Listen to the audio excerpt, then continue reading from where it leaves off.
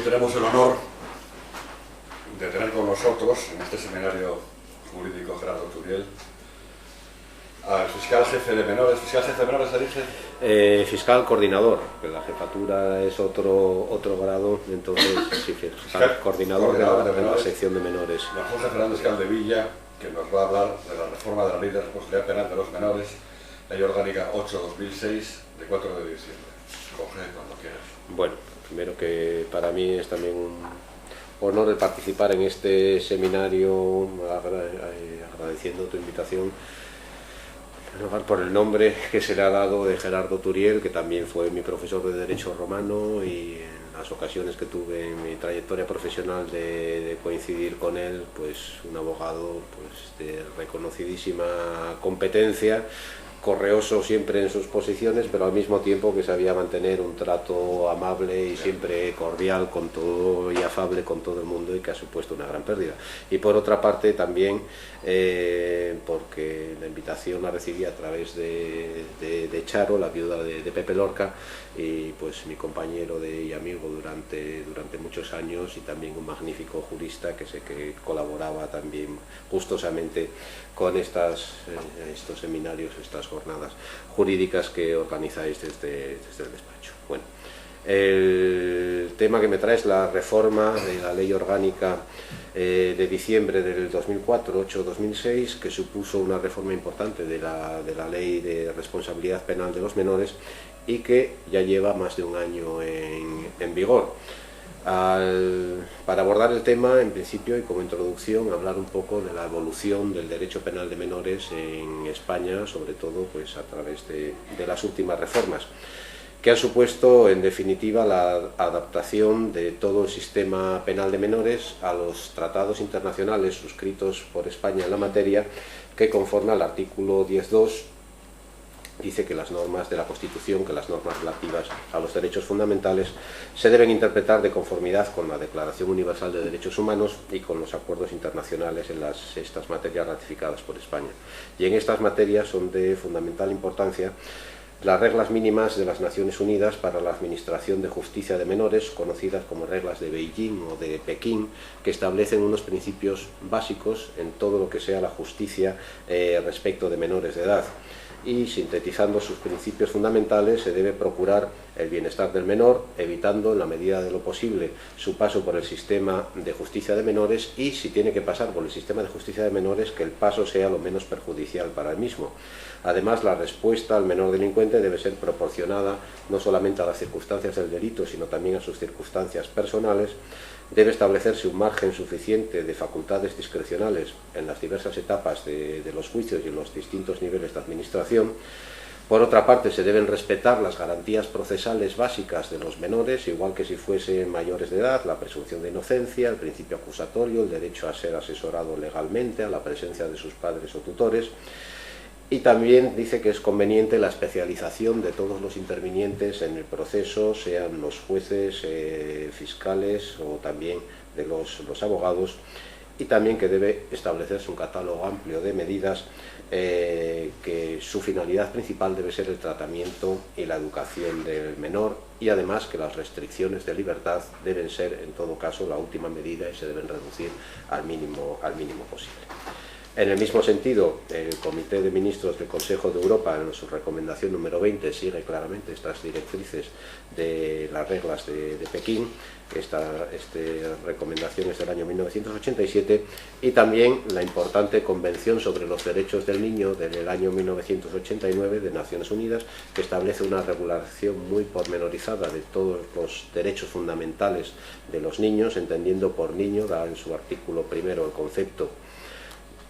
pues se tiene por niño a toda persona menor de 18 años, salvo que, conforme a su ley personal, haya alcanzado antes de esa edad la mayoría de edad.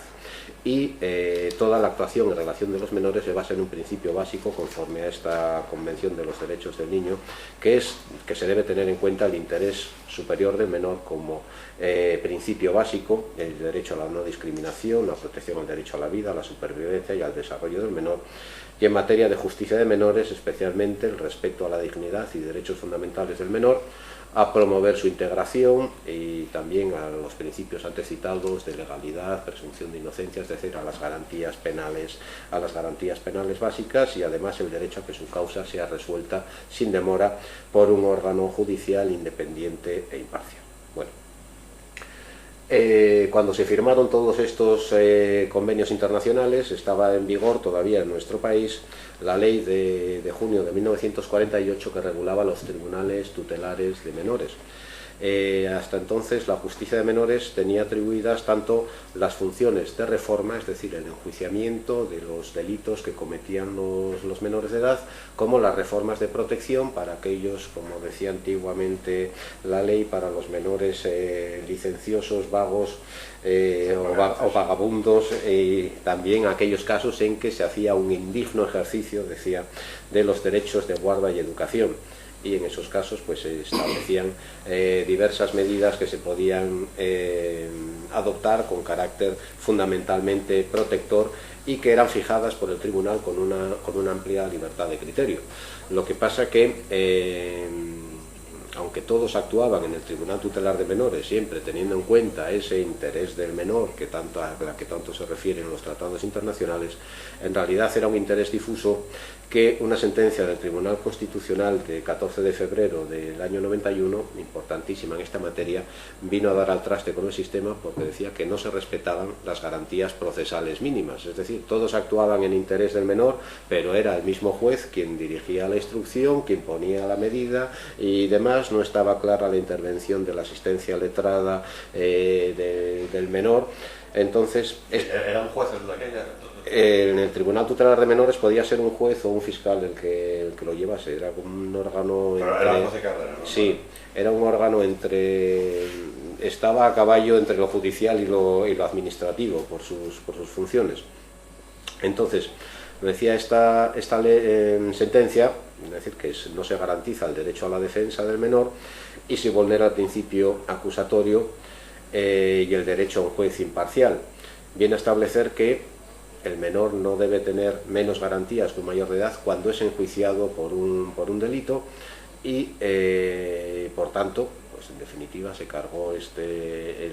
la ley anterior en todo lo que hacía referencia a el enjuiciamiento de los menores de edad, que hasta entonces, y todavía estamos hablando, se enjuiciaban a los menores de 16 años, los mayores de 16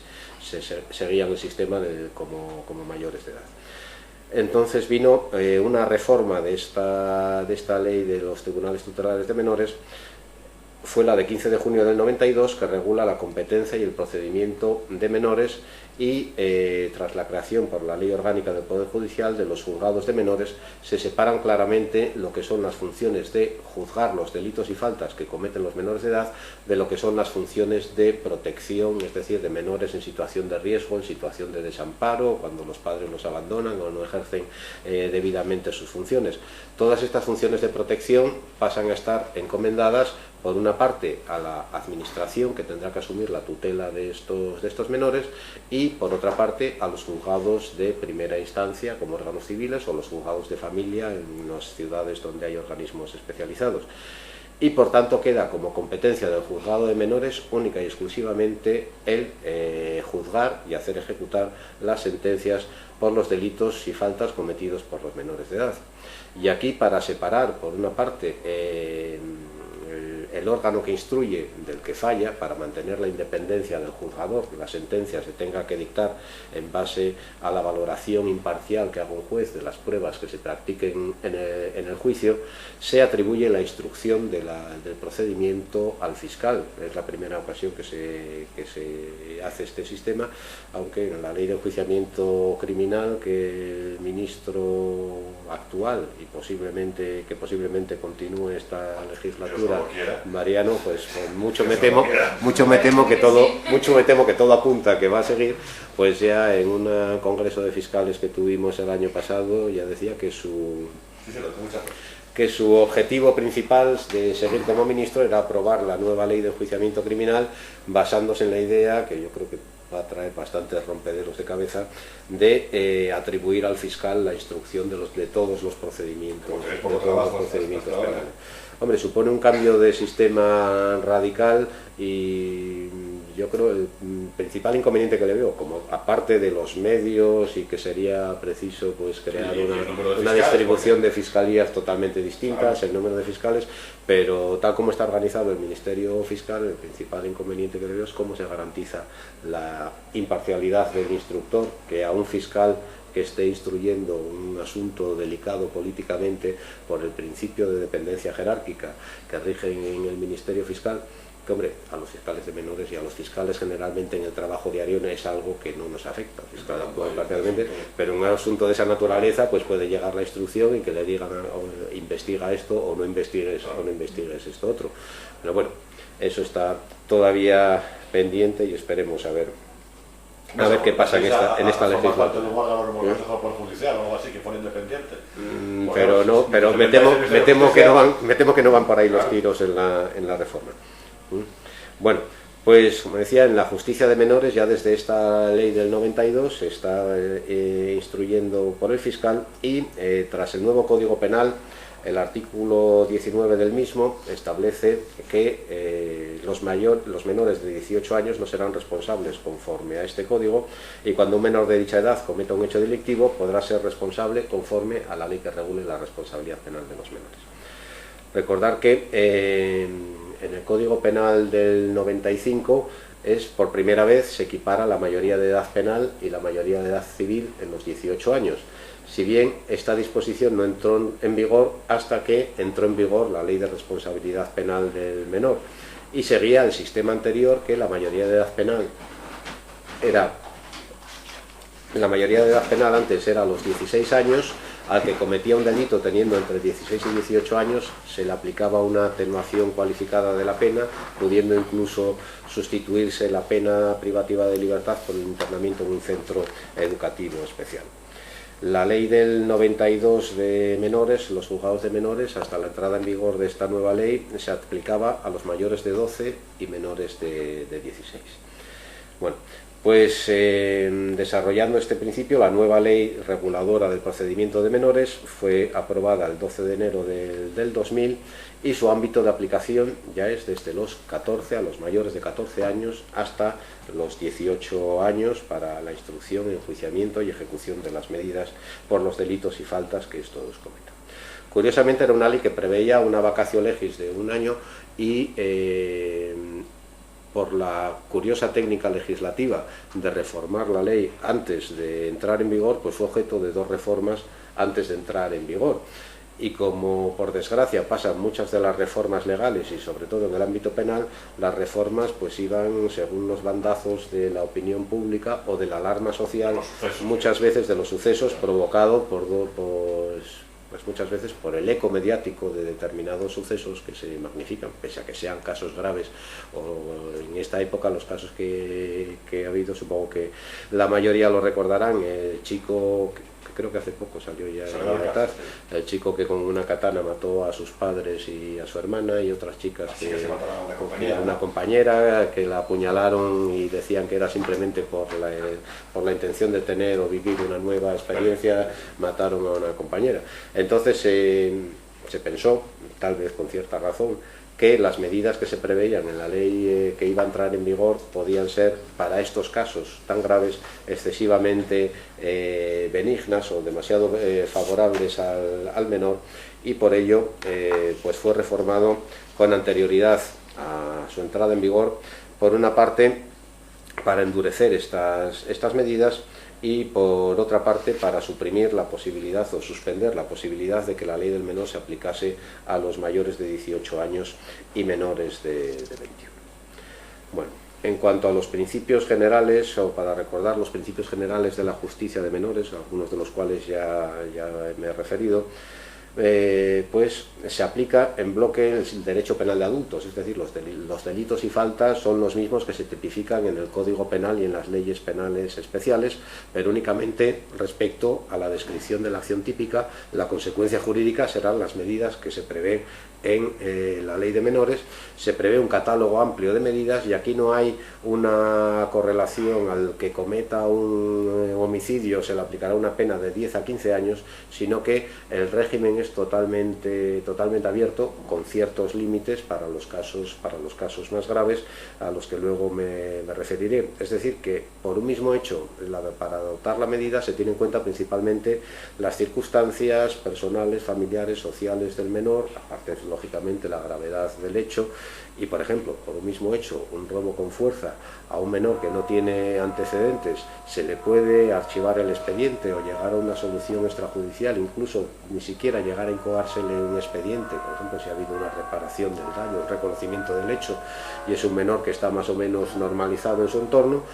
Por un hecho de la misma gravedad se puede llegar a poner un internamiento de ese menor, pues que es un menor con una amplia trayectoria, que está en una situación de riesgo, según nos dicen los informes, que está cometiendo delitos sin parar. Pues eso, cabe una amplia opción dentro del ámbito del catálogo de medidas que se establecen, y que se elegirá teniendo en cuenta principalmente el interés del menor, el cual, pues para poder evaluarlo, obviamente el juez y los fiscales que intervenimos, pues somos expertos en derecho, pues tenemos que valernos de otros profesionales, que son los equipos técnicos que hay en la Fiscalía. Son dos, compuesto cada uno por un psicólogo, un educador y un trabajador social, que en todo expediente de menores pues hacen un informe pormenorizado de cuál es su situación familiar, personal, educativa y demás, para valorar cuál sea la medida más adecuada a imponer. ¿Los equipos están en la Fiscalía? Sí, están en la Fiscalía, bueno, como están, sí, a nuestras órdenes, y también del juzgado para la ejecución de las medidas. Funcionalmente dependen tanto de la Fiscalía como del juzgado de menores. Aunque para no desenfocar el tema debemos de tener en cuenta también que no estamos hablando de inimputables, es decir, conforme a la legislación, al Código Penal anterior se decía que estaban exentos de responsabilidad criminal los menores de 16 años, por lo tanto eran absolutamente inimputables. Sin embargo, el Código Penal actual dice que al menor de 18 años se le exigirá, no será responsable conforme al Código, sino conforme a la ley reguladora de la responsabilidad de menores, es decir, es una persona responsable penalmente, aunque por un sistema específico que es la justicia de menores. Y esto se corrobora por el hecho de que si concurre alguna otra causa de inimputabilidad, es decir, si el menor padece una enajenación mental o un trastorno de la percepción en la infancia y demás, pues puede ser declarado exento de responsabilidad ante la justicia de menores. Y correlativamente con ello, el menor no solamente es responsable penal, sino que también es responsable civil, y con la especialidad también importante de que los padres o tutores del menor son responsables solidarios en todo caso de los daños y perjuicios derivados del delito. Bueno, sin embargo, continúa esta visión generalizada de que la regulación de menores es excesivamente benigna. E incluso posteriormente fue reformada por una ley orgánica ya en vigor, la ley de 2003, para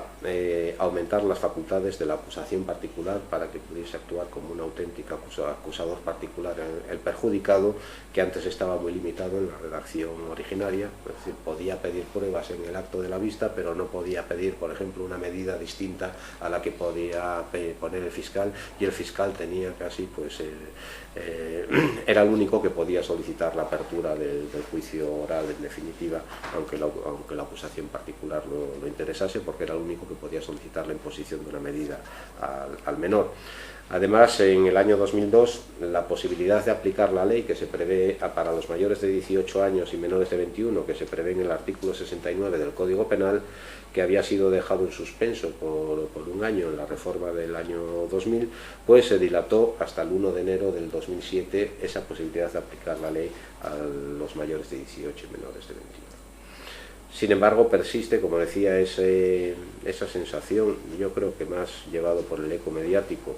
que por otra cosa, porque los delitos realmente escandalosos cometidos por los menores son muy pocos. Lo que pasa es que tienen una gran repercusión y casi todos los conocemos porque están todo el día en la prensa, pero en realidad cuantitativamente el número es mínimo. Sin embargo, la actual reforma de 4 de diciembre del 2006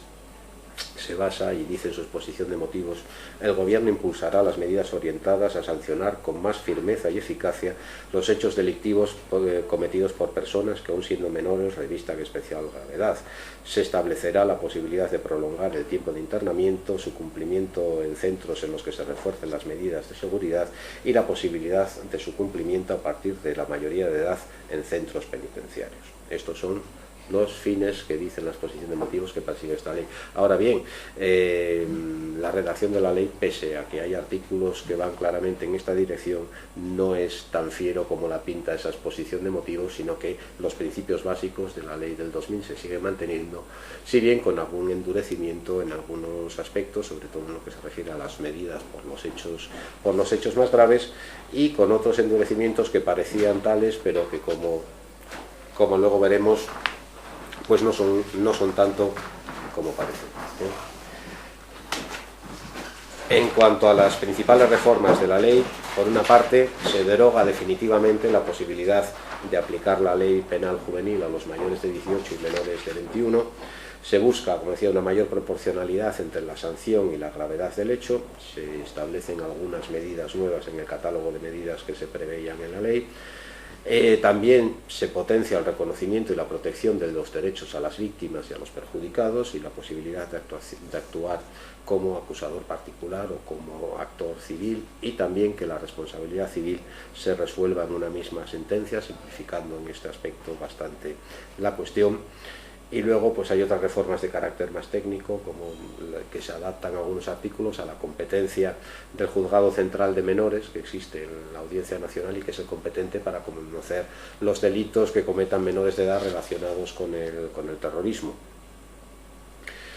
Sin embargo, vemos que el debate todavía persiste, y en las anteriores elecciones el Partido Popular pues propugnaba una reforma para un mayor endurecimiento del sistema penal de menores. Siempre se pide endurecer las penas. Siempre se pide endurecer, pero bueno, siempre. Es que Nunca se pide rebajar. para unos hechos de tal gravedad como estos que citábamos, o para una violación y asesinato cometido por unos menores de edad, es algo que a todos nos repugna, por supuesto, pero parece que no habría medida suficiente, que sería la cadena perpetua para un menor. Desde luego hay que desecharlo. Y yo creo que el régimen de medidas que hay ahora y las medidas que se pueden aplicar para los delitos más graves, creo que son suficientemente graves. Se puede llegar hasta los 10 años de internamiento de un menor, que cuando pase a ser mayor de edad los podrá cumplir en un centro penitenciario. Y también pensarse, pues por ejemplo, para un homicidio, para un mayor de edad le podían caer 15 años y no 10, pero bueno, también el cómputo subjetivo del tiempo no son lo mismo 10 años desde los 16 hasta los 26 que desde los 45 a los 55. Todos lo sabemos que desde el punto de vista de la formación de la persona y la experiencia personal, pues cuando uno era un adolescente, los años, y entre unas navidades y otras parecía que pasaba muchísimo tiempo, o que empezabas el curso y que no se acababa nunca llegaban las vacaciones. Creo que eso también tiene su trascendencia. Bueno, pues por analizar ya lo que son las reformas principales de esta ley orgánica 8/2006, por una parte, en principio refuerza la protección de la víctima y los perjudicados, que como siempre son muchísimas veces los grandes olvidados del derecho penal en todas sus ramas. Siempre se habla de los derechos del acusado, de los derechos del imputado, pero los derechos de las víctimas siempre parecen estar en un segundo plano. Esta potenciación llega desde que se exige a todos los que intervienen en el procedimiento de menores que tengan informado en todo momento al perjudicado o a la víctima del delito, se haya o no personado en el procedimiento. Es decir, se le deben notificar aquellas resoluciones que puedan afectar a sus intereses, incluso aunque no se haya personado como parte. El Ministerio Fiscal y el juez de menores deben velar en todo momento por la protección de los derechos de las víctimas y los perjudicados, instruyéndoles también de las posibles medidas de asistencia a las víctimas para los delitos graves que prevé la legislación. En su caso, también se les debe informar claramente, igual que se recoge en la Ley de Enjuiciamiento Criminal para los mayores de edad, pues que tienen la posibilidad o el derecho de personarse en el procedimiento, si así lo desean, para ejercitar las acciones civiles o penales, que podrán pedir un letrado de oficio si carecen de medios para litigar, y que también, en caso de que no ejerciten las acciones civiles o no se las hayan reservado o renunciado a las mismas, el fiscal ejercerá la acción civil en su nombre en el caso de que así corresponda. Y por lo tanto, como decía, deben notificárseles todas las resoluciones que les afectan. Además, se les debe citar, aunque no se les cite como testigos el perjudicado o el ofendido, se le debe citar al acto de la vista, por si quiere estar presente y ver lo que pasa en el caso en el que él fue víctima. La redacción deja algo que desear, porque habla de una notificación por el secretario judicial y otras veces de notificación por el fiscal. Lógicamente, en las fiscalías, por nuestra desgracia, y aunque es una petición reiterada, no hay secretario judicial. El fiscal es el que da fe de sus propios actos. Entonces, antes había un secretario, ¿no? Antes sí, antiguamente había un secretario, Isaac, que estuvo muchos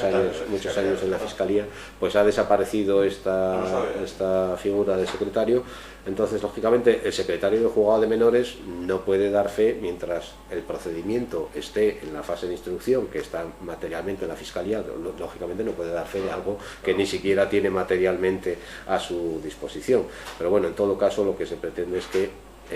se notifiquen, y las notificaciones, pues, por ejemplo, de la incoación del procedimiento se hacen por el fiscal con todas las garantías legales, y posteriormente con el secretario. Bueno, la posibilidad de intervención como acusador particular, como les decía, pues ha sufrido pocas modificaciones, en el sentido, si acaso, potenciando que tendrá todas las facultades de un acusador en el procedimiento. Es decir, puede pedir pruebas, en el caso de que se le denieguen, puede reiterar esa petición ante el juzgado de menores. Las resoluciones del fiscal no son recurribles, pero sí en determinados casos se permite, frente a una resolución contraria del fiscal, contraria a los intereses de la acusación particular, que reitere su petición ante el juzgado de menores. Y aunque la técnica también legislativa a veces ofrece dudas, como dice la circular de la Fiscalía, bastante extensa, que interpreta esta reforma, pues las dudas en definitiva deben resolverse en base al principio de favorecer la intervención del acusador particular. Y así, pues, se entiende que debe poder intervenir no solamente en los procedimientos por delito, sino también en los procedimientos por falta, aunque el artículo 25 hablaba únicamente de los procedimientos por delito. También podrá tener acceso a los informes del equipo técnico, que antes se hablaba de que sí serían reservados para no dar publicidad a datos personales de los menores. Ahora bien, se establece que tiene un deber de respetar rigurosamente el derecho a la confidencialidad y a la no difusión de los datos personales de los menores, y que en caso de que se infrinja podrá ser responsable penal o civilmente. También puede interesar en la acusación la adopción de medidas cautelares, y aquí discrepo del criterio de la Fiscalía, que dice que no podría interesar, porque el artículo 28 habla solamente del fiscal, la posibilidad de pedir la prórroga de la medida cautelar. Cuando vence el periodo de 6 meses se puede prorrogar por otros 3 meses más.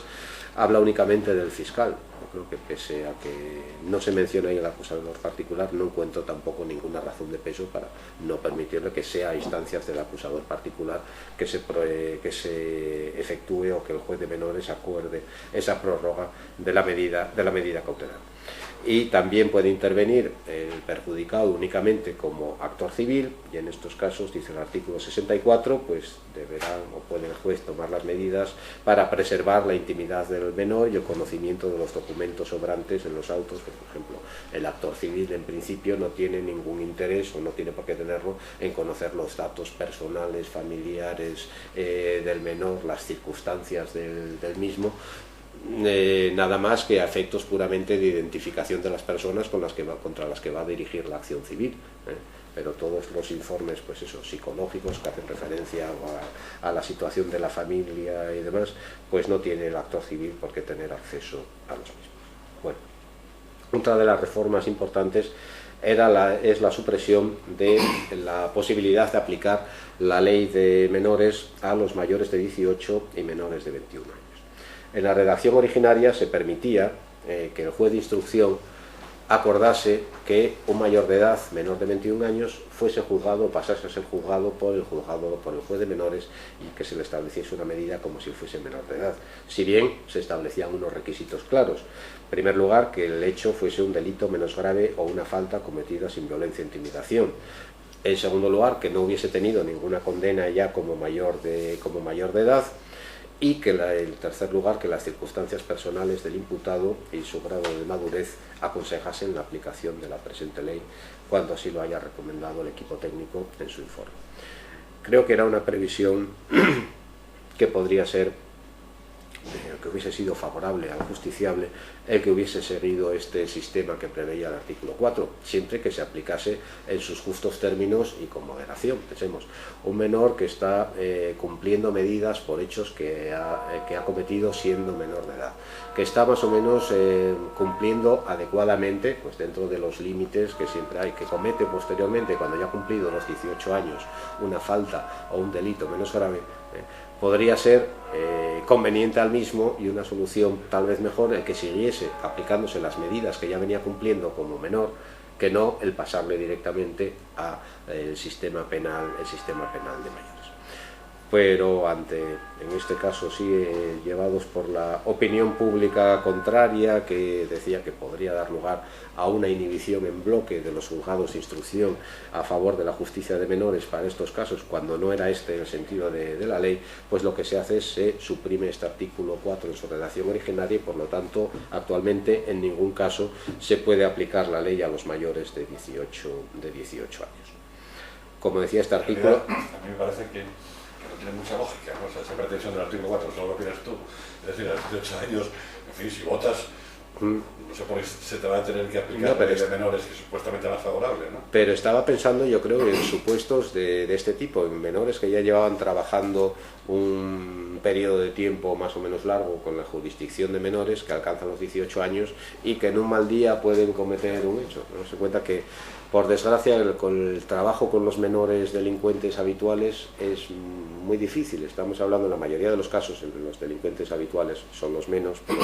pero son los que más latarán, por así decirlo.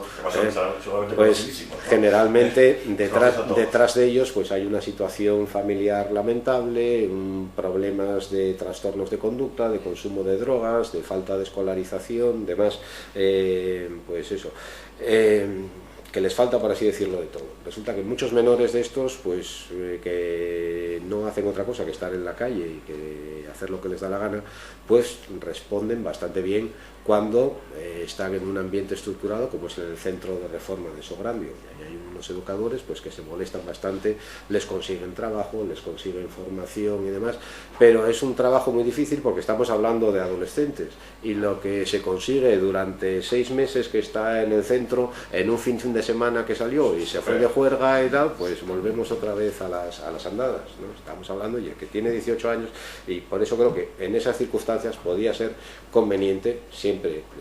con una aplicación muy restrictiva de este supuesto, que a determinados mayores de 18 años que venían, porque siguen esa evolución más o menos favorable, que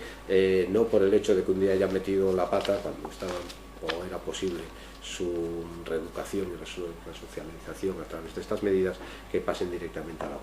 justicia como mayores. No, pero estamos en debates, hay otro tipo de cosas que pero bueno, normal puede entender eso. Digo, a mí no veo por qué la ratio juris de esa pretensión, que a menos mal que nada, entiendo yo. Sí, bueno, también habría otras fuertes, tampoco, pero incluso podría ser más eficaz, porque pensemos que el que comete un robo con fuerza, que acaba de cumplir 18 años, resulta que por ese primer hecho se le concede la suspensión de la condena, y hasta que no cometa el cuarto o el quinto robo con fuerza, no va a entrar en prisión. Sin embargo, igual si se aplicase este sistema, directamente podía seguir con una medida, en cierto modo, equivalente a la prisión del internamiento. O sea que incluso... No, peor, depende. Para él puede que fuese mejor si lo que queremos es la rehabilitación del sujeto. Bueno, respecto a la derogación de este precepto, se dio una circunstancia curiosa, que, como les decía, una reforma del año 2002 de la ley suspendió la entrada en vigor de esta posibilidad hasta el 1 de enero del 2007. La ley de esta reforma del año 2007, perdón, de la reforma del año 2006, entraba en vigor el 6 de febrero del 2007. Entonces,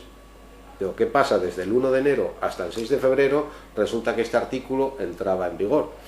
Y hubo una curiosa instrucción de la Fiscalía General del Estado, que con todos mis respetos disiento profundamente de ella, que venía a decir que dado que la intención del legislador siempre fue que este artículo no entrase en vigor, que no se aplicase la jurisdicción de menores a los mayores de 18 años, pues que sería un fraude de ley intentar aplicarla en los casos en que se produjesen durante ese mes y 5 días en que el artículo estuvo legalmente en vigor.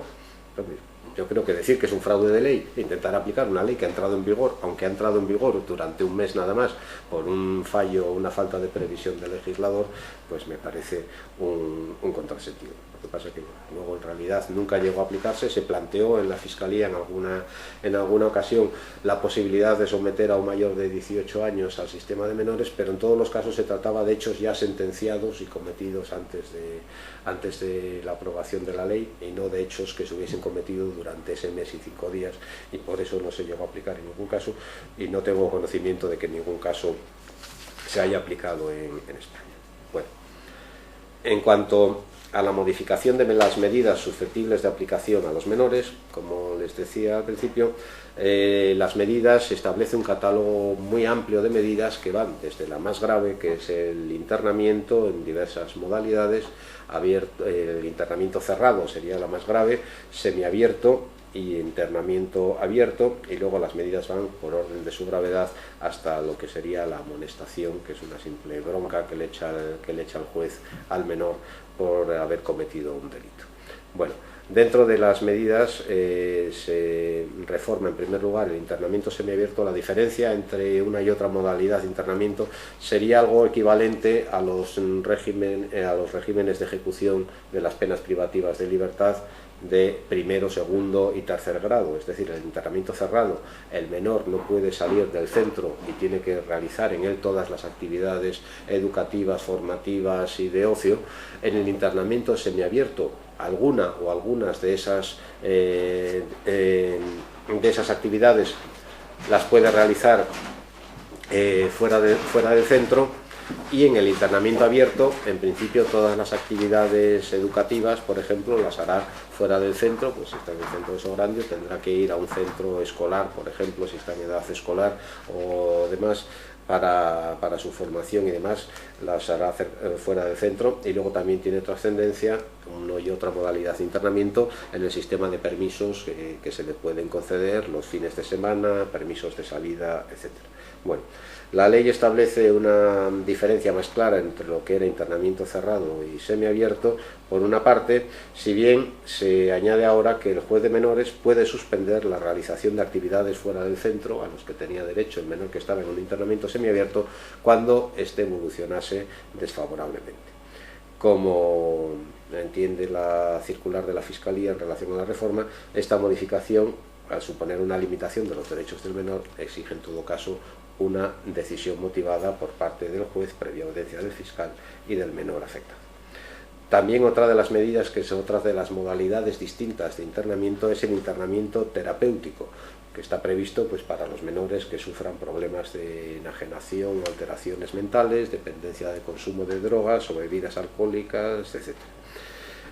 Pues este internamiento terapéutico, lo único que establece la ley ahora es que puede ser de las tres maneras también: cerrado, semiabierto o abierto. ¿Y de los mismos centros o de centros hospitalarios? Actualmente existe un módulo en Sograndio desde hace un par de años de internamiento terapéutico que tiene unas 8 plazas como máximo,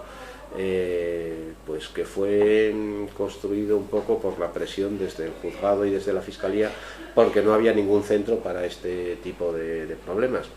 Y yo creo que lo que les llevó a hacer el módulo de internamiento fue un caso de un menor que tenía un problema grave mental y estaba tirado en la calle y cometiendo delitos. Además estaba tutelado por el Principado, pero como no paraba en ningún centro, se escapaba, le pagaban una pensión, tampoco paraba en la misma, pues estaba con un sistema que la verdad la protección de menores ahí dejaba bastante que desear, como tampoco había ningún centro psiquiátrico, no lo hay para menores específico, pues en realidad estaba en la calle y los viernes se pasaba por la consejería, le daban una cantidad de dinero y ahí te las arregles. Con esa cantidad de dinero lo que hacía era comprarse pues el primer fin de semana con la gran cogorza o en droga o lo que fuese y demás, pues y luego pues se dedicaba a dar palos por ahí. Fue condenado por los delitos que cometía y se le puso una medida de internamiento en centro terapéutico, pero como no había ningún módulo para donde cumplirlo, pues se tuvo que hacer con un acuerdo con la comunidad autónoma de Galicia, porque quien tiene la competencia para la ejecución de las medidas es la comunidad autónoma, aquí a través de la Consejería de Justicia. Y resulta que por tener a ese menor en el centro terapéutico de Galicia tenían que pagar, no sé ahora el equivalente en euros, pero era como 1.200.000 pesetas al mes. Al mes. Entonces debieron de pensar, como tengamos 4 o 5 nada más como este al año, casi nos sale mejor hacer el módulo terapéutico. De todas formas, también he de decir que en la experiencia que tenemos, también tenemos una gran ventaja de ser una comunidad autónoma uniprovincial, y entonces todos los recursos están en la misma provincia, y además, como fue de las primeras competencias efectivas que tuvo la Consejería de Justicia, pues en el tema de medios para la ejecución de las medidas, profesionales y demás, creo que estamos bastante bien dotados, y que no podemos, hombre, siempre nos quejamos y siempre los medios siempre son limitados y siempre harán falta más cosas, pero desde luego en ese aspecto somos una comunidad bastante privilegiada. Bueno, una de las medidas que más se aplican, aquí al final del texto de la ponencia tenía los datos estadísticos del último año de la actividad de la Fiscalía de Menores, y por ejemplo, respecto de las medidas de internamiento cerrado, se aplicó solamente en un caso, en 69 ocasiones el internamiento semiabierto, el internamiento abierto en 2 y el internamiento terapéutico en 4, es decir, estamos en unos 76 expedientes se aplicaron medidas de internamiento. ¿Cuánto tiempo? Durante el año 2007. ¿Sí? Sin embargo, pues las medidas no privativas de libertad suelen ser las más utilizadas, como puede ser la libertad vigilada. Hubo 111 casos en los que se aplicó esta medida, prestaciones en beneficio de la comunidad, 151 casos, permanencias de fin de semana en su domicilio en centro en 74 casos, etc. Bueno, es decir, que las medidas, aunque siempre, cuando se habla de todo sistema penal, siempre se está pensando en la prisión para los mayores y en el internamiento para los menores, pero luego no son las únicas medidas ni son las más utilizadas, y generalmente los que llegan al internamiento suelen ser casos, sí, desde luego los casos más problemáticos y más graves, pero en la mayoría de los casos se les da salida a través de otras medidas. Bueno, la libertad vigilada no supone otra cosa pues que se nombra una persona encargada de hacer un seguimiento de las actividades del menor, se fija un plan de trabajo, pues de qué es lo que necesita ese menor, de si tiene que asistir a colegios, y luego se le busca otros planes de formación, que por ejemplo que durante ese periodo pues controlar que no consuma bebidas alcohólicas o drogas, y que acuda a las entrevistas que se le fijen periódicamente, etcétera. Es una medida con un contenido muy amplio, porque se le pueden poner cualquier tipo de limitaciones, siempre que no sean de limitaciones complementarias, siempre que no sean contrarias a los derechos fundamentales del sujeto. Y por eso ahora especifica la ley que cuando, en virtud de esas obligaciones complementarias, que puede ser incluso la prohibición de residir con su familia, pues no pueda residir con su familia, entonces el fiscal tendrá que dar testimonio a la entidad pública de protección de menores para que le busque un centro de protección de menores donde tenga que residir. Una medida que se introdujo también en la reforma es la medida de alejamiento, equivalente a las medidas de protección que se prevén para los mayores de edad, porque un menor de edad pues también puede maltratar a su pareja o maltratar, como suele ser con más frecuencia, a sus padres, y generalmente se suele dar contra los comportamientos violentos de los adolescentes contra las madres, etc. O también contra un profesor o contra compañeros de colegio, demás. Entonces el alejamiento supone la prohibición de aproximarse o comunicarse con la víctima o con aquellos de sus familiares u otras personas que determine el juez, pues no podrá acercarse a ellos desde la distancia que se fija con carácter orientativo, ni comunicar de ninguna manera pues con esas personas, o acudir al centro docente o a los lugares de trabajo donde estén estas personas con las que tenga la medida de alejamiento. Hombre, la introducción desde luego supone una novedad favorable, si bien anteriormente, como les decía, la libertad vigilada permitía que en el contenido de esa libertad vigilada se pusiesen estas normas, es decir, la libertad vigilada con prohibición de aproximarse a la víctima o de comunicar pues con esa persona y demás. Se venía haciendo una medida de contenido equivalente a través de la libertad vigilada. También prevé la ley que si por esta medida de alejamiento el menor no puede residir en su domicilio habitual, se queda en una situación fáctica de desamparo, pues que se debe dar traslado a la entidad pública de protección, a la Consejería de Bienestar Social, para que adopte las medidas oportunas. Bueno,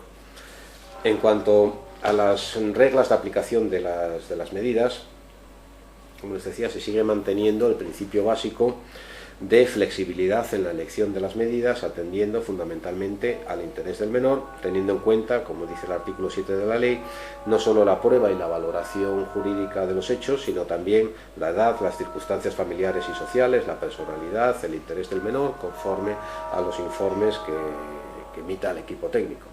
Es decir, que el informe del equipo técnico es algo orientativo, suelen ser, aunque los fiscales de menores tal vez seamos muy benévolos, pero desde luego los equipos técnicos suelen ser más benévolos y es el fiscal quien pide la medida en concreto, pese a que el equipo técnico suele decir, bueno, pues le haría falta una medida de libertad vigilada, dice, pero bueno, se acaba de cometer 5 robos con intimidación a punta de navaja, ¿cómo lo vamos a dejar en la calle? Pues mucho que le sirviese o que le viniese bien la libertad vigilada, pues es preciso por lo menos pararle una temporada y meterle un internamiento durante un tiempo, por ejemplo. Bueno, además se establece que en la misma sentencia se pueden imponer una o varias medidas atendiendo a estas circunstancias, independientemente de que se enjuicien uno o varios hechos. Pero siempre que sean medidas de distinta naturaleza, es decir,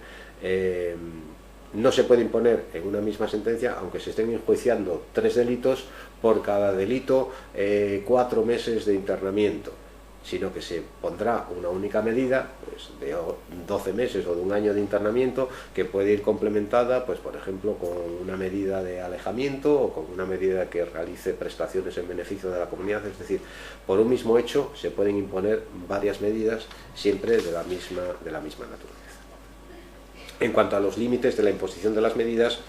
si el hecho es únicamente una falta, pues no se le puede poner, y aquí se ampliaron bastante las medidas que se pueden imponer por faltas, una libertad vigilada hasta 6 meses, prohibición de aproximarse o comunicarse con la víctima, el alejamiento en definitiva hasta 6 meses, la realización de tareas socioeducativas, o sea, cursos de formación específicos con una duración también de hasta 6 meses, la medida de amonestación, permanencias de fin de semana hasta 4 fines de semana, trabajos en beneficio de la comunidad, que es una medida que utilizamos con mucha frecuencia y para los menores no reincidentes pues es una medida muy adecuada,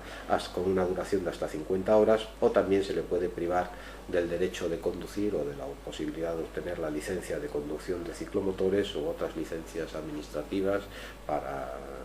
por ejemplo, para el uso de armas cuando cumpla, si llega a cumplir los 18 años, hasta se le puede privar de estos permisos hasta un año. La reforma en este sentido es bastante adecuada porque anteriormente solamente se preveía la amonestación, permanencia de fin de semana o las prestaciones en beneficio de la comunidad. La permanencia de fin de semana, al ser una medida de contenido privativo de libertad, no podía aplicarse para aquellas faltas que no llevasen aparejada una pena de esa misma naturaleza. Y las prestaciones en beneficio de la comunidad, pues igual que para los mayores, la Constitución prohíbe los trabajos forzados, por lo tanto solamente se puede aplicar con el acuerdo de la persona, en este caso del menor, que esté de acuerdo con cumplir esa medida. Por lo tanto, muchas faltas nos quedábamos con nada más que una medida de la posibilidad de imponer una amonestación, medida que no tiene contenido educativo alguno, porque la ley permite muchas soluciones extrajudiciales, solamente en aquellos casos en que es absolutamente necesario se llega a celebrar un juicio. Si se tiene que celebrar un juicio por una falta después de que el menor se le ha recibido declaración en la policía, ha recibido declaración ante el fiscal, se le ha informado, se le ha entrevistado para el equipo técnico, se llega a un juicio para que haya una sentencia, lo único que diga es que el juez ponga una amonestación, que en definitiva no es más que la juez le eche una bronca y que diga no seas tan malo y a ver si en el futuro tienes más cuidado, pues parece que carece totalmente de sentido. Oye, para ejecutar una medida de trabajos a favor de la comunidad, ese menor no tiene capacidad jurídica de obrar. Yo creo que sí la tiene. Se la tiene porque conforme a la Ley Orgánica de Protección del Menor, pues bueno, el menor debe ser interesado en todo lo que debe ser oído para la adopción de todas las medidas y se tiene que interpretar restrictivamente las limitaciones a su capacidad. Entonces, en todos los casos en los que se pide esta medida, se le pregunta al menor directamente, pero no se pregunta a sus padres. Es decir, se le pregunta al menor si está de acuerdo. ¿Hasta qué punto puedes...? Te das en cuenta que también, si es mayor de 16 años, podría también trabajar. Hablando de 14 o de 15. Pues si tiene 14 o 15, la verdad es que nunca se nos ha planteado el caso, pero... Porque es más, ese consentimiento es nulo. Pues es un consentimiento prestado en presencia de su letrado y de su representante legal, pues podría darse la objeción. Sería bastante curioso, pero sí podría darse la objeción de que el padre dijese, bueno, pues mi hijo no tiene consentimiento para trabajar o para hacer estas prestaciones en beneficio de la comunidad. A lo mejor para salvar esa posible nulidad o ese posible vicio, igual habría que acudir a los padres si los hubiera, o a la comunidad autónoma. Sí, la verdad es que es una cuestión interesante. Jurídicamente nunca se nos ha planteado porque siempre se le pregunta en el juicio, en el caso de conformidad, si dice que sí, el abogado lo corrobora, en este caso el abogado de la defensa, suelen estar presentes los padres y nadie ha planteado hasta este momento la objeción. Lógicamente, si se le ofrece la alternativa, suele ser más beneficioso y más educativo la prestación en beneficio de la comunidad que, por ejemplo, la alternativa de quedarse cerrado en casa 3 o 4 fines de... Pero yo creo que simplemente no tiene capacidad para prestarse consentimientos. O sea, que, bueno, en otros ámbitos de la vida jurídica se exige que ese consentimiento sea por el padre o el tutor o lo que sea. Creo que es una cuestión discutible conforme también a la Ley Orgánica de Protección del Menor. Recientemente hemos visto y se admitió la personación pues, de un extranjero tutelado por la Comunidad de Cataluña, que se pretendía únicamente, un menor marroquí que apareció aquí, devolverle a Cataluña. Pues si está tutelado por esa comunidad, lógicamente, pues donde tiene que estar es bajo la guardia y custodia de la entidad que tiene su tutela. Pero él no quería marcharse de aquí. Se hicieron varios intentos incluso de llevarle en autobús, pero se escapó, volvió para acá y demás. Y cuando ya se le iba a llevar otra vez para allá, pues asesorado, no sabemos exactamente por quién, pero bastante bien asesorado, el menor extranjero se fue ante un notario y otorgó un poder, nombró un abogado y un procurador y presentó una demanda de impugnación de la resolución del Principado por la cual se le obligaba a volver a su comunidad. Y lo estuvimos discutiendo, la juez de familia y yo, sobre el tema, porque era una cuestión novedosa, pero al parecer en la justicia contenciosa administrativa se está admitiendo la personación directa de un menor de edad, siempre que tenga, conforme a su edad,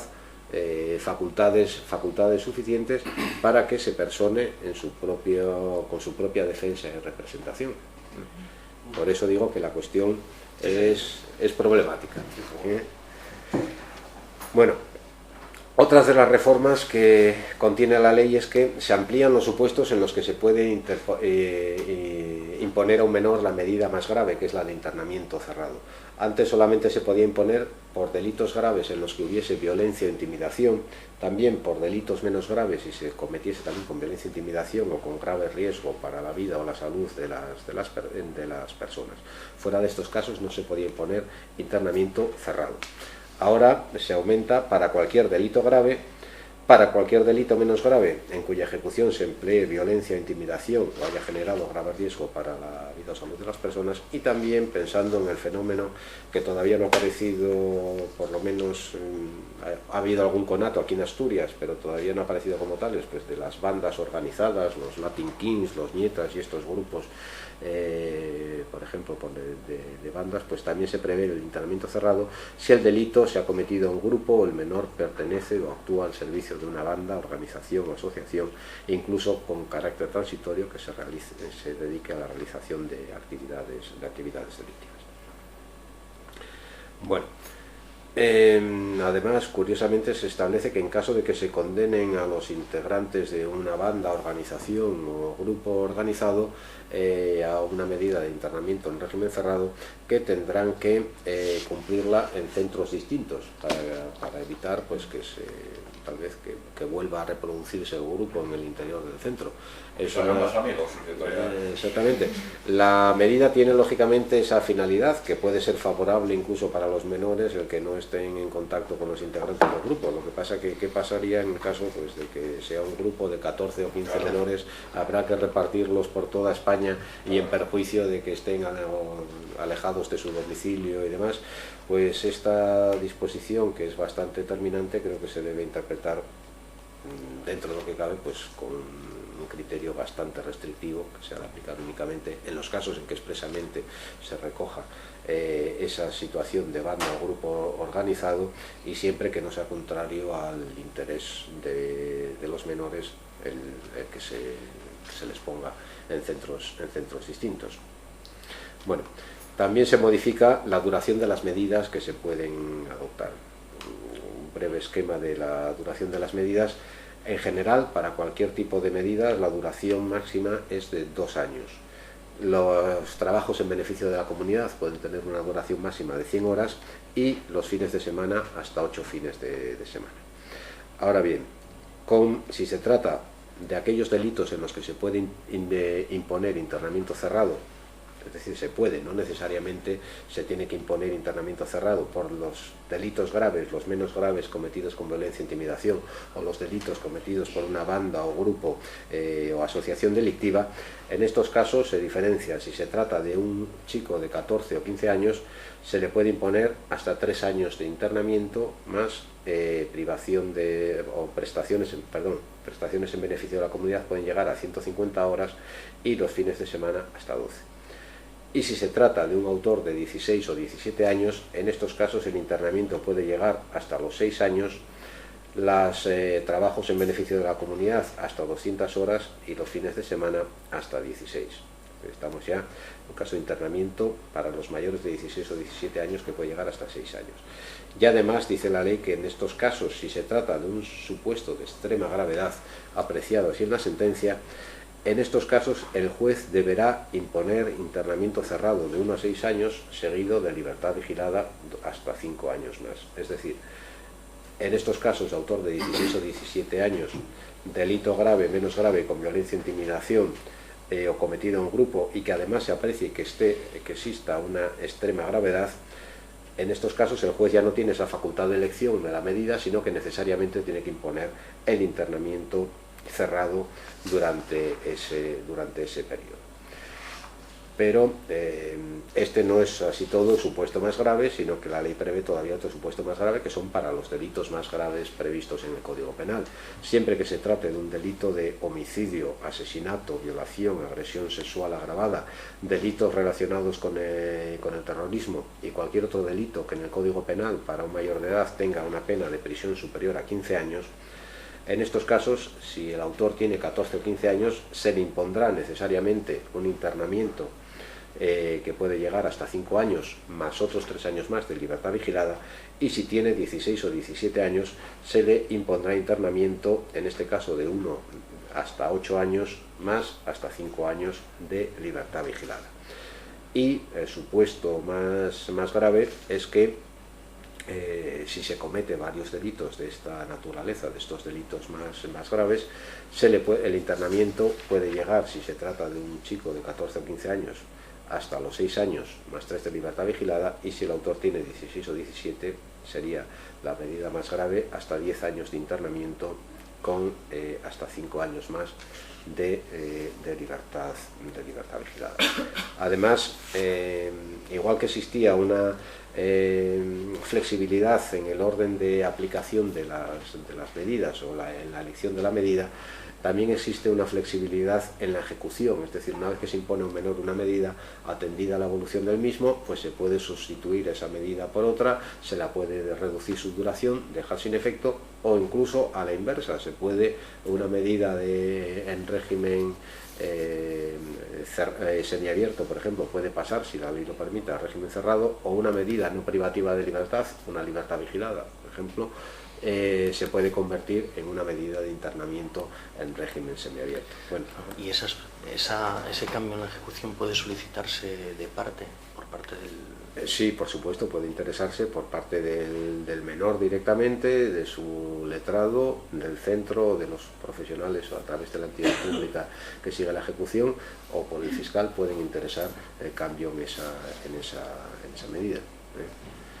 Pero para estos casos más graves, esta posibilidad de flexibilidad de la ejecución también tiene sus límites, porque no se podrá modificar la medida de internamiento cerrado hasta que haya transcurrido la mitad de la duración del periodo de la medida. Si se trata de los otros delitos, por así decirlo, menos graves, en que cabía también poner internamiento cerrado, en estos casos no se podría modificar hasta pasado un año efectivo del internamiento cerrado. La ley regula además más claramente que la reforma anterior qué pasa en el caso de pluralidad de infracciones. Sí. Ahí nos acabas de contar, no puede haber una especie de infracción del principio de legalidad del no pena sin el eje. Sí. Es decir, porque una cosa es que si está en régimen cerrado pasa al régimen semiabierto, pero si es al revés, sí, yo creo que va contra el reo y que va a exigir esos principios. Vamos a ver, lo que prevé la ley es que si se le ha impuesto un internamiento cerrado y pasa a internamiento semiabierto, si luego su evolución es desfavorable, puede volver al internamiento cerrado. Y luego el otro supuesto restrictivo que prevé y que se planteó ya en su día, se debatió sobre la posible legalidad de ese supuesto, es que en el caso de que se le haya impuesto una medida de libertad vigilada y no la cumpla adecuadamente, pues puede llegar a sustituírsele esa medida por un internamiento semiabierto, no cerrado. Claro, pues la sentencia lo que te pone es sí, libertad vigilada a ello voy. Pues lo que solemos hacer para cubrir aunque la circular de la Fiscalía, la primera que interpretaba la ley, entiende que es legal, entonces se podría plantear la constitucionalidad o no de esa reforma en perjuicio del reo. Generalmente lo que solemos hacer es, para aquellos casos en los que es previsible, según el informe del equipo técnico, la primera vez que llega a un menor o los primeros delitos que comete, pues se suele intentar solucionar pues a través de una medida que se desarrolle en libertad, como puede ser la libertad vigilada. Generalmente, salvo hechos muy graves, no se va directamente a un internamiento en centro. Pero cuando, vistos los antecedentes que te manifiesta el equipo técnico, ves que este menor es un claro candidato a una reiteración delictiva, lo que se suele hacer, en la mayoría de los casos, las sentencias en la justicia de menores son de conformidad, pues ya se hace con esa previsión, o que se recoge expresamente esa previsión. Se le pide libertad vigilada con apercibimiento expreso, o sea que ya lo sepan el contenido, de que en caso de incumplimiento se puede sustituir por un internamiento en régimen semiabierto, y así lo recoge el fallo de la sentencia. Por volver a los datos respecto a las conformidades de menores, en las sentencias del año pasado, pues de las sentencias sin conformidad, condenatorias, absolutorias, hubo únicamente 14 sentencias. Condenatorias en las que no hubo conformidad hubo 39, y condenatorias en las que hubo conformidad de las partes hubo 276 sentencias, que es lo habitual, porque dada la flexibilidad de la ley, y que teniendo en cuenta que el fiscal o la acusación también actúa en cierto modo en interés del menor, pues es muy frecuente que coincidan los intereses de la acusación y la defensa, dentro cada uno defendiendo su papel, pero por eso se puede llegar en la mayoría de los casos a acuerdos. Además se tiene en cuenta, pues, por ejemplo, para el menor que tiene varios delitos, pues se tiene en cuenta siempre la evolución, pese a que en un momento se le pidió una medida en concreto, pues atendido a la evolución de ese menor cuando se celebra el juicio, que intentamos que no pase mucho tiempo entre la resolución de los expedientes, ahora anda en unos 4 o 5 meses, que la incidencia de la huelga nos va a retrasar un poco, pues siempre se puede modificar la medida a pedir, pues por ejemplo, si ya tiene una medida o varias medidas de internamiento, pues pedir, bueno, pues no le vamos a poner más internamiento, se le puede poner otra medida complementaria, o si está evolucionando favorablemente y se le pedía en la calificación un internamiento, y dice, bueno, pues este chico ahora va bien, lleva muchos meses sin cometer delitos y demás, pues entonces vamos a cambiar la medida y se le pide otra medida de otra naturaleza. Por eso esta flexibilidad de la ley pues permite que en la mayoría de los casos se lleguen a acuerdos, y en la mayoría de los casos se llegan a acuerdos, o en muchos casos sin necesidad de llegar a juicio. Bueno, lo que regula también la ley de una forma más clara es la aplicación de las medidas en el caso de que el menor haya cometido varias infracciones. En estos casos, en primer lugar, por cada delito que cometa un menor se tendrá que seguir un expediente, salvo que se trate de delitos conexos, conforme a los criterios que establece para la conexión la ley de enjuiciamiento criminal. Si se trata de delitos que podían haber sido juzgados por su conexidad conjuntamente, pero que se fueron juzgados en expedientes por separado, lo que dice la ley es que en este caso el último juez sentenciador tendrá que imponer una medida en conjunto, es decir, refundir las medidas por aquellos expedientes que podían haberse juzgado conjuntamente, pues se les debe imponer una o varias medidas, pero en una misma sentencia. Aquí la Fiscalía interpreta que cuando se habla del último juez sentenciador, que es el que determina esa medida en concreto para los delitos conexos,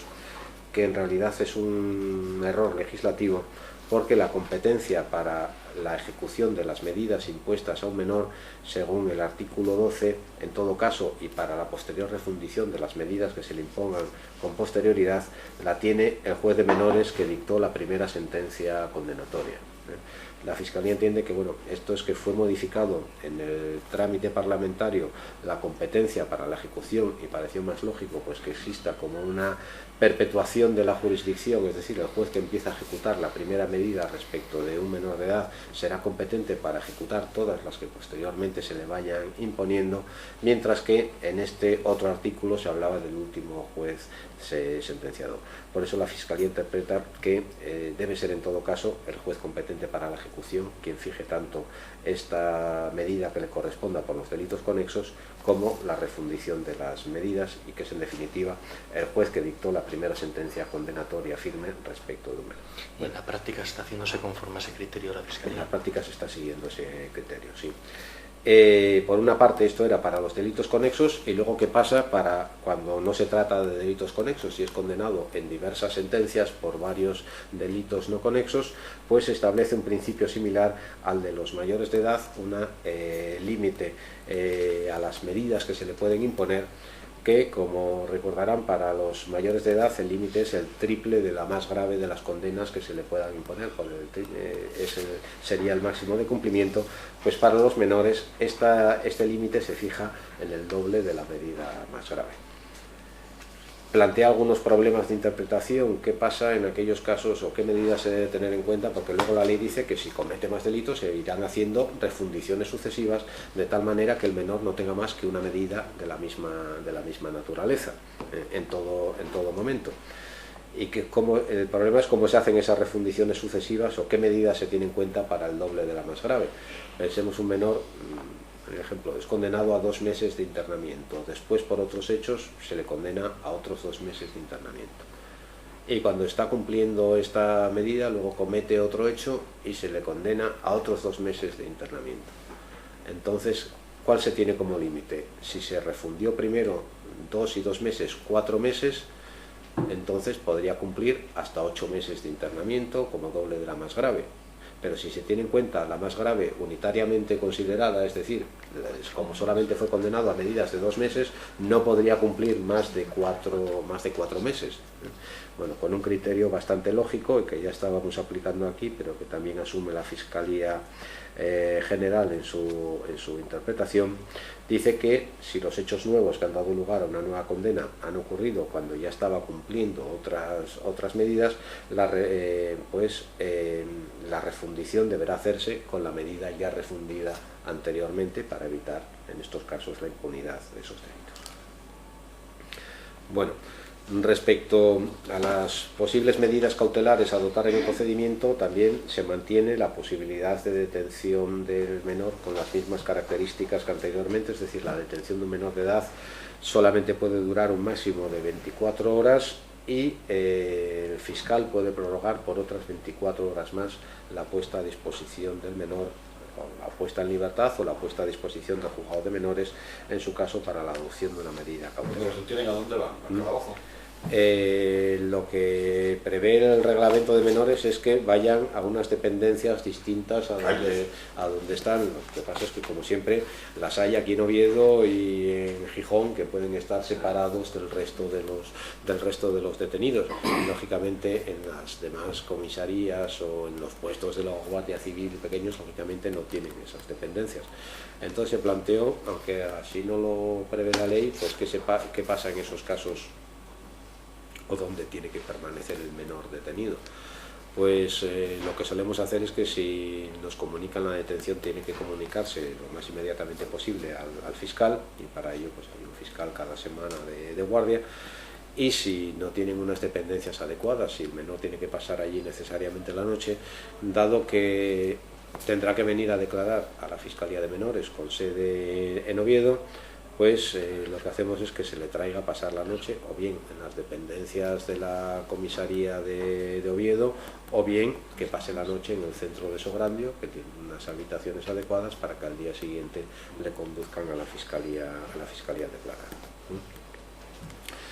En cuanto a las medidas cautelares, se han ampliado las posibles medidas cautelares a adoptar, que son la libertad vigilada, la prohibición de aproximarse o comunicarse con la víctima, es decir, el alejamiento, o también la medida de convivencia con otra persona, familia o grupo educativo, y también la medida de internamiento, medida cautelar por excedencia. Pues dentro del internamiento se aumentó la duración del internamiento cautelar. En la ley originaria, el internamiento como medida cautelar solamente podía durar 3 meses, prorrogables por 3 meses más. Se ha aumentado a 6 meses el internamiento cautelar, prorrogable por 3 meses más, es decir, un máximo de 9 meses de internamiento. Tengas en cuenta que creo que para supuestos muy graves puede ser demasiado escaso el periodo de tiempo, porque un delito cometido por un menor, en la mayoría de los casos no es así, pero puede tener las mismas complicaciones para la investigación que uno cometido por un mayor de edad. Puede ser necesarios pues análisis, pues por ejemplo, de ADN que tenga que realizar el Instituto de Toxicología u otras pruebas complejas y demás, y que ahora en un máximo de 9 meses la causa pues tendrá que estar resuelta con sentencia firme, y si no, no quedará más remedio que poner al menor en libertad con otra medida, puede ser una libertad vigilada cautelar. Pues pensemos pues en el caso de que surja algún supuesto de estos tan grave como los que estábamos hablando de las noticias, que ya se dio caso, pues que no se podía pasar de 6 meses y ahora no se puede pasar de 9 meses sin que haya sentencia firme, y si llega ese tiempo habrá que ponerlo en libertad. En uno de los supuestos más graves que hubo aquí en Asturias, estaba a punto de cumplir el plazo de internamiento cautelar. Fue un joven de 16 años, me parece que tenía todavía, que en Pravia mató a 2 ancianos, pero los mató además de una forma brutal. Eran 2 ancianos que conocía además de toda la vida, una pareja de hermanos. Entró en su casa, al señor le dejó la cabeza hecha puré con un hacha, y a la señora le dio 30 y pico puñaladas. Bueno, estaba claro de los indicios que había por la policía que era él el autor, pero bueno, él lo negaba y lógicamente había que reunir las pruebas para la acusación, entre ellos pues los informes de ADN y de los análisis de sangre, pues de las armas, de los cadáveres, de las ropas y demás, que tenían que hacerse por el Instituto Nacional de Toxicología. Cada poco estábamos llamando y diciendo, a ver, que esto es muy urgente, que necesitamos esto, porque si no, pues se tiene que celebrar el juicio. Y por suerte, cuando ya estaba a punto de prorrogarse el internamiento, y que ya estaba a punto de vencer los 6 meses, pues pidió declarar nuevamente y confesó de cabo a rabo todos los hechos, con lo cual se celebró el juicio sin necesidad de práctica de todas, o de esperar a todas esas pruebas, y se le impuso la medida más grave que se le podía imponer de aquellas, que me parece que fueron 8 años de internamiento. Encima que nos hizo un favor. Pero con los menores además pasa que los psiquiatras no quieren nunca mojarse, pero según los forenses decía que tenía el perfil de un psicópata irrecuperable, y de hecho ahora está cumpliendo el internamiento en Alicante. Se le mandó para allá porque tenía por allí una hermana y demás. Lleva bastante bien, sin ningún problema, nos mandan informes periódicos sobre la ejecución, pero últimamente ya un informe se le tuvo que poner una corrección porque empezó a decir que sentía mucha rabia y mucho odio, y digo, ostras, pues no me gustaría estar cerca de este cuando siente mucha rabia y mucho odio. Y por eso digo que aunque las medidas, la duración del internamiento cautelar en general está bien, pues para estos casos más graves puede ser también escaso, o tal vez debería haberse previsto, como hace el Código Penal, que si hay una sentencia en primera instancia del juez de menores, que pudiese durar hasta la mitad del periodo de internamiento que se fije en la sentencia. Bueno, vale, pues otras novedades importantes es qué pasa cuando el sujeto alcanza los 18 años y está cumpliendo una medida. En principio, para determinar si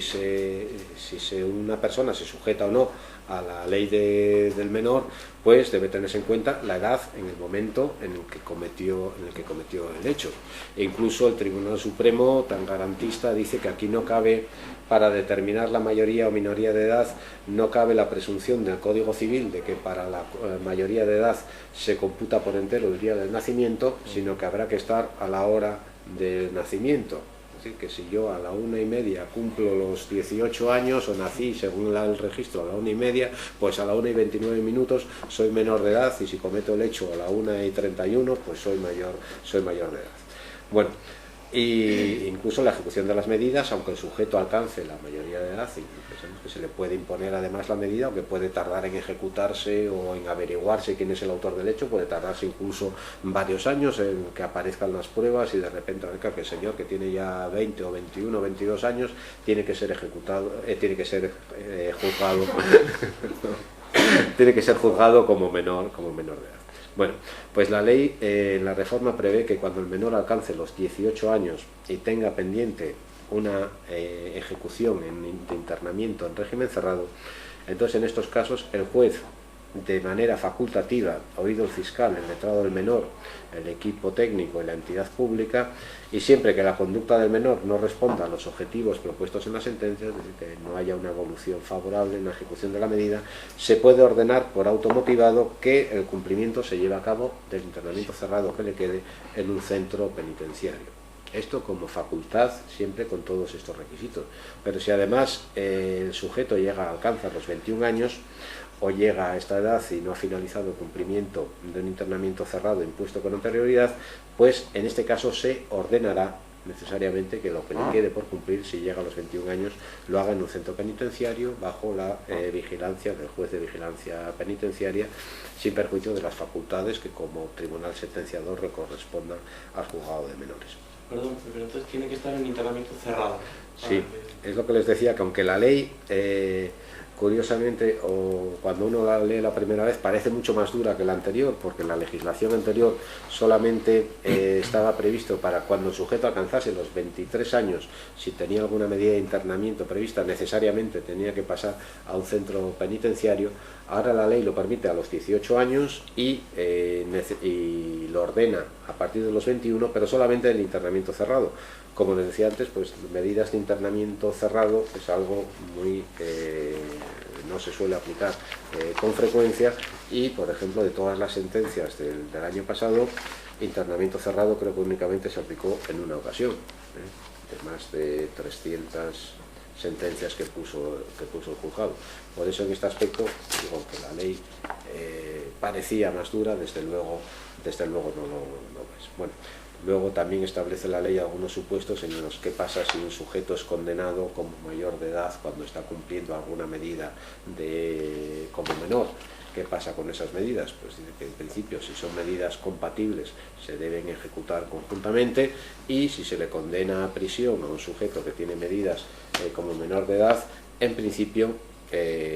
pues pasará a cumplir la prisión, y las medidas que tenga como menor, demás medidas que tenga como menor, se dejarán sin efecto. Bueno,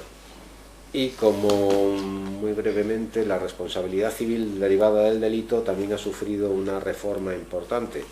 Antes había una regulación francamente chapucera. Se decía que el juez de menores era también competente para establecer no solamente la medida a imponer por el delito, sino también para fijar la responsabilidad civil derivada del delito. Pero se partió de un sistema, se debió de pensar que bueno, esto de meter la responsabilidad civil en el sistema penal de menores, que antes no se exigía, pues puede romper un poco el sistema del interés del menor, de que no se llegue a un acuerdo porque tenga que pagar y demás. Entonces lo dejaron un poco aparte en lo que se llamó pieza separada de responsabilidad civil, pero que en realidad era un auténtico juicio para determinar la responsabilidad civil, aparte del juicio penal, que también conocía al juez de menores. Y aunque se hablaba de pieza separada, pues resulta que al perjudicado pues igual tenía que poner la denuncia, tenía que ratificarla a veces a fiscalía, tenía que declarar en el juicio como testigo, y después de todo esto se le mandaba, si había sentencia condenatoria, se le decía, bueno, pues ahora si quiere usted puede reclamar, o si no, reclamará al fiscal en su nombre, y si el señor la mayoría de las veces, salvo que fuese una cantidad, una responsabilidad civil muy importante, de que me dejen en paz, que ya estoy hasta las narices, de que me mareen todo el día con escritos del juzgado y demás. Parecía mucho más lógico que se siguiese un sistema semejante al de los mayores de edad, es decir, que en el mismo juicio se resolviese sobre la responsabilidad penal y sobre la responsabilidad civil. Y bueno, con algunos problemas de tramitación o en la regulación que en la práctica hemos solventado, pues se viene a establecer un sistema muy semejante al de los mayores de edad. Es decir, cuando se incoa el procedimiento, el expediente de menores, se da traslado al perjudicado informándole de las posibilidades que tiene de personarse, de ejercitar por sí la acción, de renunciarla o reservársela, o que en caso de que no haga nada de esto, pues que ejercitará el fiscal la acción en su nombre. Pasa que digo que la ley es un poco chapucera porque dice que esto se lo tiene que notificar el juzgado al perjudicado. Pero si mientras el expediente se está instruyendo, quien sabe quién es el perjudicado realmente es el fiscal. El juzgado no tiene nada y puede aparecer por ahí alguien personándose diciendo, yo me persono aquí en este expediente. Pero usted, ¿cómo se persona si usted no es perjudicado ni es nada? Entonces, aunque la ley... ¿El expediente físico dónde está? ¿En el juzgado o en fiscalía? El expediente físico está en fiscalía hasta que llega a la fase intermedia, por así decirlo, hasta que se remite con el escrito de alegaciones al juzgado. O sea, que hasta ese momento el juzgado no tiene ni idea. Hasta ese momento el juzgado no tiene más idea de lo que le va notificando el fiscal, de la incoación del expediente y demás. Por eso, lo que venimos haciendo es que la personación se suele hacer en fiscalía. En fiscalía, aunque la ley dice que se haga ante el juzgado de menores, pues el señor se persona en fiscalía y desde allí lo mandamos a juzgado de menores que está al lado y le decimos, pues mira, que se tenga por personado a fulanito con tal letrado y en tal concepto. ¿Y sobre ese fiscal? En realidad no, quien lo tiene por personado es el juez, para efectos prácticos, pero es el fiscal que le dice, bueno, pues le remito copia del escrito de fulanito que personándose como perjudicado. Si ese señor no está como perjudicado en ese procedimiento, puede ser, por ejemplo, a veces que haya una contradicción de intereses o demás, pues a veces se le manda el escrito diciendo, pues se ha personado el escrito de tal a los efectos de que se le tenga por perjudicado, considerando el fiscal que no debe tener, y luego ahí resolverá el juez y ya podrá recurrir frente a esa resolución, porque en definitiva las resoluciones del fiscal siguen siendo irrecurribles. Otra cuestión también debatida en el sistema de menores. Pero bueno, en definitiva el sistema viene a ser bastante parecido. Una vez personado el perjudicado, pues en la fase intermedia se da traslado para que formule, si está como acusación particular, su pretensión tanto en el ámbito penal, solicite medida como solicita la responsabilidad civil, y luego se ve en el juicio y se decide en la misma sentencia. Y como les decía, con la especialidad muy importante de que aquí los padres y tutores son responsables solidarios con el menor, en todo caso es una responsabilidad casi objetiva, y que lo único que cabe es que si los padres actuaron de forma adecuada, es decir, no favorecieron con su conducta las actividades delictivas del menor, se puede moderar esa responsabilidad, pero no solidarios, no solidarios en todo caso. Lo cual al Principado de Asturias, para los menores que tiene bajo su guarda y custodia, les ocasiona bastantes perjuicios. ¿Buena pregunta? Sí, quería hacer una pregunta. ¿En las audiencias provinciales hay magistrados especializados en materia de menores para conocer de los recursos? Pues como dice la ley, no. La ley originariamente, curiosamente, preveía una sala especial del Tribunal Superior de Justicia dedicada a menores. Eso se hubiese sido una vacantía mayor que la sala de lo civil y penal que hay ahora. Lo que sí se hace es que lleva una misma sección de la audiencia, es la que lleva las apelaciones de las sentencias de menores, en concreto las seguramente porque tampoco hay actividad como para tener apelaciones. Además hay muy pocas recursos 200 conformidades contra 32 condenas. Claro, recursos de apelación planteados por el fiscal, me parece que en todo el año pasado hubo uno. Y planteados por las partes pudo haber 5 o 6, no más en todo el año. Pero bueno, de todas formas se puede decir que está especializada la sección segunda, pues porque es la que lleva de hecho la apelación en esta materia. ¿Hay algún dato sobre la reinserción en Asturias? Pues no, hay algún estudio que ha hecho la universidad sobre los temas o las consecuencias o la evolución de los menores que han pasado por el sistema de justicia de menores, pero vamos, podría facilitar el libro en cuestión, porque lo tengo en mi despacho, pero datos en concreto no podría decirte. Sí que, pese a lo que se le piensa generalmente, más del 90% de los menores que pasan por la jurisdicción pues son menores que con una medida, una resolución puntual, no vuelven a tener mayor problema. Cuenta que el número de menores que intervenidos en las denuncias de todo tipo que llegan a la Fiscalía,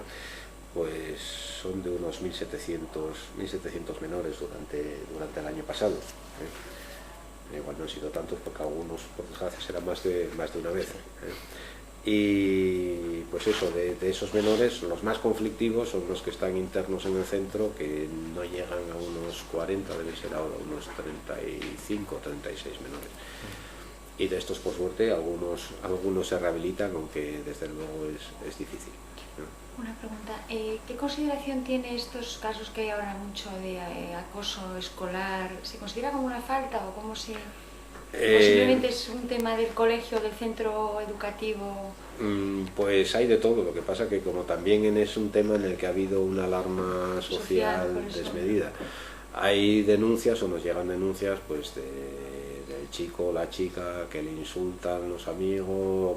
los compañeros de clase, que alguna vez le pegan, que le amenazan y demás, pero en la mayoría de los casos son hechos muy leves. Están en una fase inicial. Lo que hacemos en estos casos, la ley permite que si no se trata de un hecho, de un delito grave, si es un delito menos grave, una falta, pues se pueden buscar otras soluciones, o incluso el fiscal puede archivar el expediente de plano sin necesidad de incoar expediente,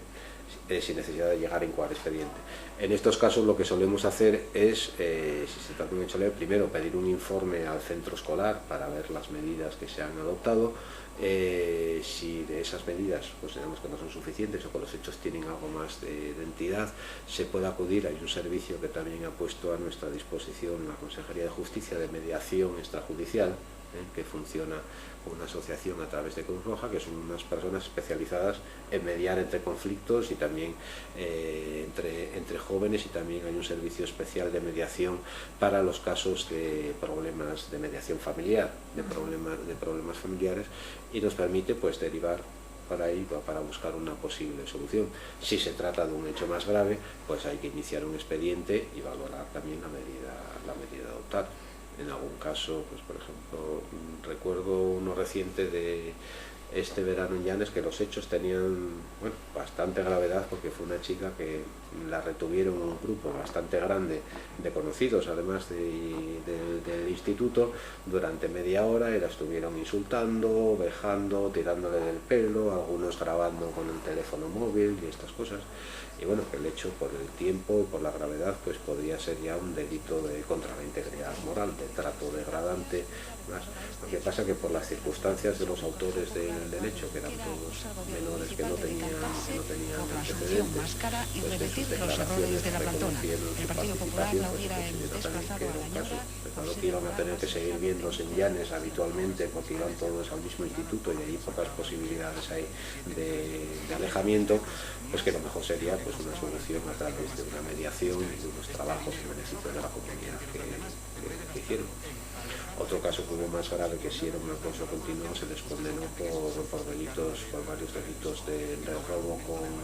con violencia, pues que eran varias chicas con una compañera durante casi un curso, pues la tenían amenazada, y aparte de esas amenazas pues le quitaban el bocadillo, le exigían pequeñas cantidades de dinero y demás. Pero en general han sido casos muy puntuales, que no hay esas estadísticas. Yo no sé de dónde salen los estudios de que el acoso escolar, que un 80% de alumnos sufre acoso escolar, pues bueno, el que te llame, pero bueno, si en Asturias no, pero es que yo creo que a veces que consideran, alguna vez te insultaron y dicen, pues sí, me llamaron gordo, gafotas o cuatro ojos, o tonto el culo, y después acoso escolar, pues tampoco es eso. Son más encuestas que... Claro. Bueno, pues si no hay nada más, hemos terminado por hoy. Jorge, muchísimas gracias, bueno, más interesante. Y esperemos seguir contando contigo en otras ocasiones. Bueno, pues espero. Cuando quieras, pues ya sabes dónde estamos, si te interesa alguna de nuestras charlas. Muy bien. El próximo día va a ser el día 25 de abril, que va a ser la jornada de campo. Recuerdo a todos los que estén interesados, se apunten en secretaría o por correo electrónico a info@mujeresabogados.es. La jornada de campo va a ser, consistir en salir de aquí a las 9:30 de la mañana desde el Hotel España, en principio en autobús. A las 11 menos cuarto visitaríamos un molino de río en la Bola de Meré. A las 11:15 está prevista un descanso para café. A las 12 la visita a la servidumbre de Polea en Villa Ormes. A la 1:15 la visita a la Cofradía de Pescadores de Ribadesella para estudiar la compañía pesquera, la costumbre contralegen en vigor. A las 2:30 comida. A las 17, a las 5 de la tarde, visita el Molino de Marea en Villaviciosa, y una vez terminado esto, la vuelta a Oviedo de finalización de la jornada de campo. Insisto en la conveniencia de apuntarse para saber por qué tenemos que hacer. Muchas gracias.